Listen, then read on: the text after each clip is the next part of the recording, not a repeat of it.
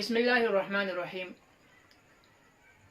आजकल चूँकि बीमारियाँ बहुत ज़्यादा हो चुकी हैं, खुसूसन ब्लड प्रेशर, शुगर और बुखार, और इसी तरह जो है वबा भी फैली हुई है। तो बाज़ अहबाब ये चाहते हैं कि हमारा शुगर है, हम चाहते हैं कि हम रोज़े भी रख के हमारा सेहत जो है, हमारी सेहत की तवाज़ुन वो भी बरकरार हो।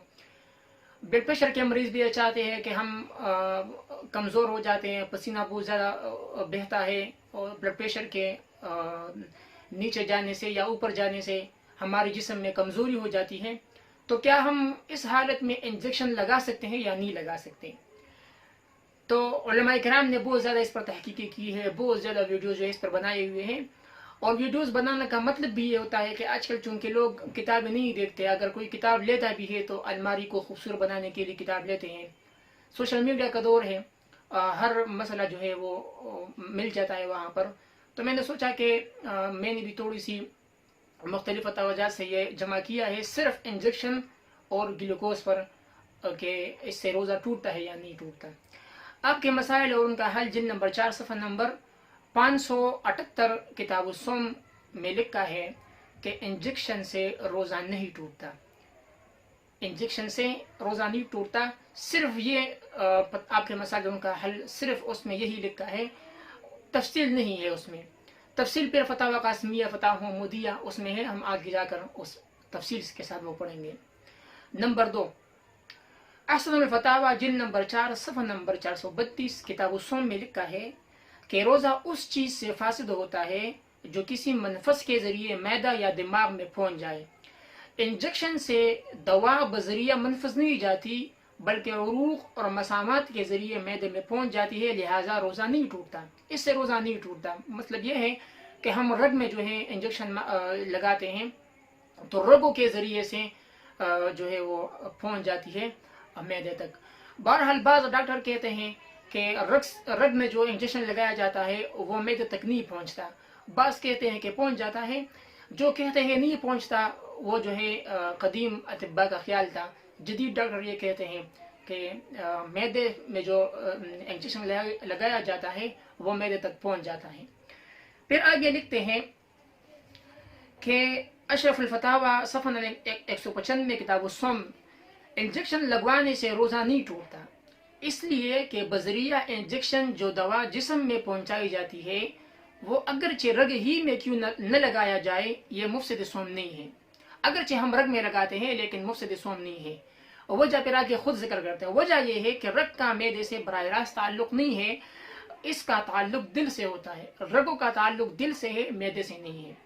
बखिलाफ इनहेलर के, ये इनहेलर जो है ये सांसबंदी के लिए लोग इस्तेमाल करते हैं। आजकल जो बीमारी फैली हुई है इसके लिए भी लोग इस्तेमाल कर सकते हैं।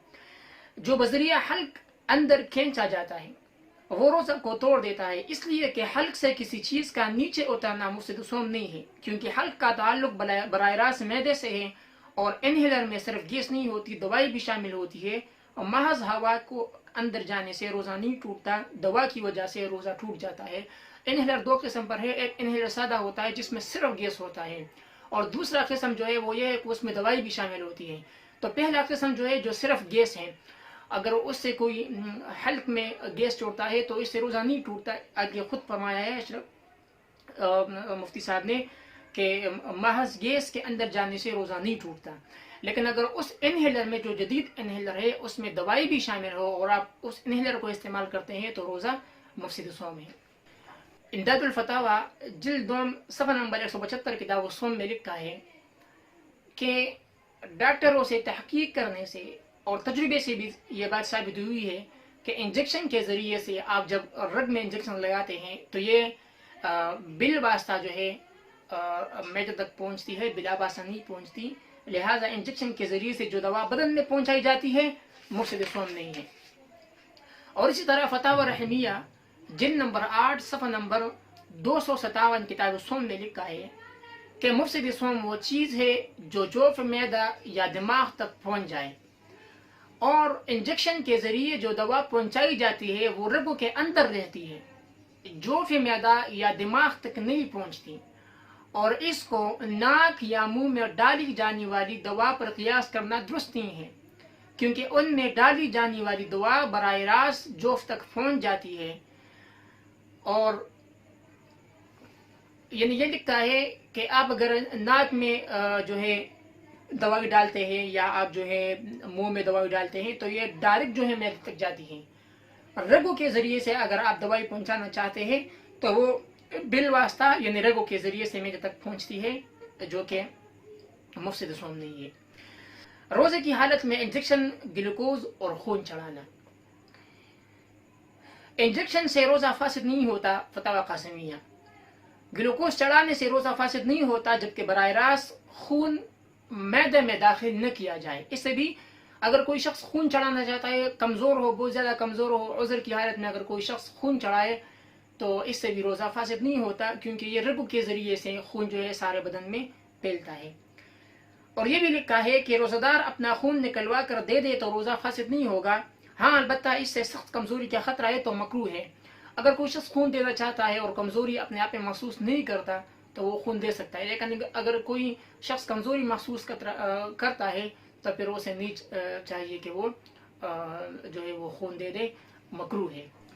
نمبر 9، گلوکوز نسوں کے ذریعے سے چڑھایا جاتا ہے اور معدے میں براہ راست انجیکشن لگا کر معدہ اور آنتوں میں دوا پہنچانے سے روزہ فاسد ہو جاتا ہے.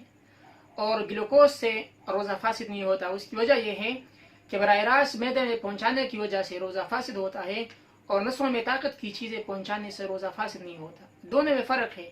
چاہے نسوں میں گلوکوز چڑھانے سے طاقت پہنچتی ہو اور اس سے معدے کو بھی طاقت پہنچتی ہو. یعنی اس کا مطلب یہ ہے کہ اگر آپ گلوکوز رگوں کے ذریعے سے جو ہے وہ چڑھانا چاہتے ہیں تو آپ کر سکتے ہیں، فاسد نہیں ہے روزہ. لیکن اب اگر آپ براہ راست معدے میں جو ہے گلوکوز پہنچاتے ہیں یعنی حلق کے ذریعے سے یا اسی طرح کسی اور طریقے سے تو پھر اس سے روزہ فاسد ہو جاتا ہے. فتاوی قاسمیہ جلد نمبر 11 صفحہ نمبر 482 اور 83 کتاب الصوم. نمبر 10، روزے کی حالت میں انجیکشن لگا لینا جائز ہے. فتاوی محمودیہ جلد نمبر 10 صفحہ نمبر 152 باب ما یفسد الصوم وما لا یفسد. یعنی یہ 10 فتاوی جات سے میں نے آپ کو جو ہے 10 حوالے دے دیے. اس سے اور بھی بہت زیادہ حوالات اس پر موجود ہیں. اس میں بس اصل بات یہ ہے کہ جو چیز رگوں کے ذریعے سے معدے میں چلی جاتی ہے تو اس سے روزہ نہیں ٹوٹتا، اور جو چیز براہ راست آپ معدے میں جو ہے داخل کرتے ہیں تو اس سے روزہ ٹوٹ جاتا ہے.